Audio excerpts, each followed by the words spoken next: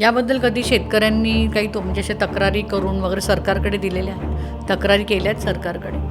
Madam, इतका मोठा देश आहे, इतका मोठा महाराष्ट्र आहे, म्हणजे मी सतत फिरून 10% जर फिरू शकलो नाही तर 5 वर्षाकरता आलेला एखादा मुख्यमंत्री किंवा उपमुख्यमंत्री किंवा देशाचा पंतप्रधान तो फिरू शकत नाही. शेतकऱ्यांचे प्रश्न त्याला ज्या यंत्रणा देतात त्यावर तो ठरवतो आणि यंत्रणा भ्रष्टाचार आहे.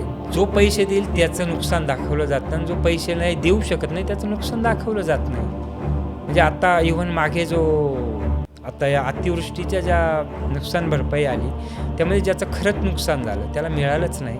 ज्याचं नुकसान नाही त्याला 30-30 हजार रुपये आले, वरून बियाण्याचेही पैसे आले. तर हा भ्रष्टाचार आहे. जरी कुठल्याही देशाचा नेता त्याने कितीही प्रामाणिक प्रयत्न केले की मी देशाच्या शेतकऱ्यांचं जर राहणीमान सुधारवेल तर खालील यंत्रणांनी तेवढ्या प्रामाणिकपणे प्रयत्न केले पाहिजे, तेवढ्या प्रामाणिकपणे रिपोर्ट दिले पाहिजे. ज्याचं नुकसान नाही त्याला तुमचं नुकसान नाही झालेलं हे सांगण्याची ताकद ठेवली पाहिजे.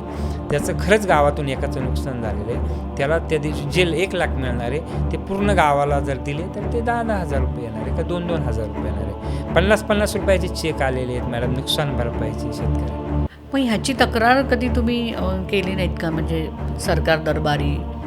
तक्रार त्यांच्याकडेच करायची की ज्यांनी भ्रष्टाचार केला आहे.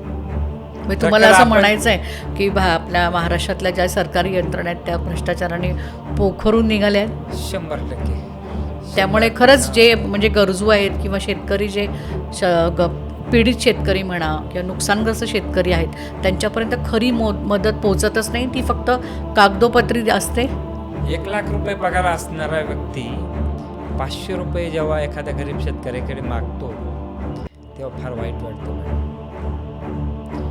कारण काय करायचं आहे त्या व्यक्तीला पैसा हेच माहीत नाही. तुम्ही एखादा अधिकारी असेल ही प्रामाणिक, पण तो त्या व्यवस्थेमध्ये गेल्यानंतर त्याला दिलं जात नाही. त्याच्यामुळे त्यालाही नाईलाजाने त्या प्रवाहात वाहत जावं लागतं. तुम्हाला पैसे कमी ज्यानं दिले त्याच्याकडेच तक्रार करायची, त्यामुळे तुम्ही तक्रार कोणाकडे करणार? संपूर्ण व्हिडिओ पाहण्यासाठी ओनली माने न्यूज चॅनलला जरूर भेट द्या.